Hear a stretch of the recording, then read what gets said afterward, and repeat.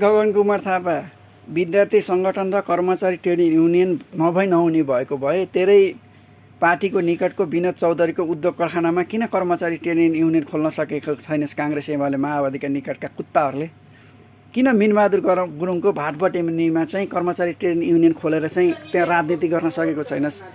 किन शेखर गोल्छा, शेष गलेहरू लगायतका व्यक्तिहरूको चाहिँ उद्योग कारखानामा चाहिँ कर्मचारी ट्रेड युनियन किन खोल्न सकेको छैनस्?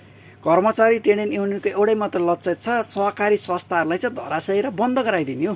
त्यो 2052देखि लिएर 2081को अन्तरमा देखिसकेको। माओवादीले बिजनेस र व्यापारीहरूलाई चाहिँ चन्दाको आतङ्कमा डर र त्रास देखाउने, बचेका उद्योग कारखानामा बम फोड्ने, काङ्ग्रेसले आफ्ना कार्यकर्ता र भर्ती केन्द्र बनाइदिएर ती उद्योगमा ताला लगाउने, एमाले ती जग्गाहरू चाहिँ आफ्ना नेताको नाममा बेचेको नेपाली जनताले देखेका हैनन्। अहिले ठुलो ठुलो कुरा गर्दैछस्। डिडिसीलाई चाहिँ यो अवस्थामा पुर्याइदिने तेरै नेतृत्व होइन।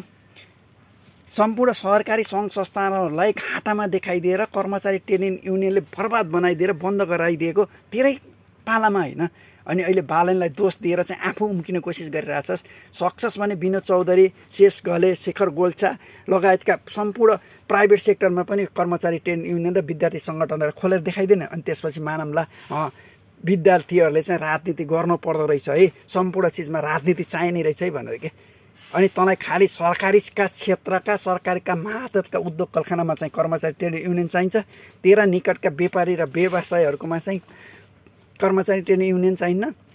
तेरा निकट शिक्षकहरूले पेसा बनाएर हिँडिरहेछन् के साथी के। प्राइभेट सेक्टरमा किन विद्यार्थी सङ्गठन छैनन्?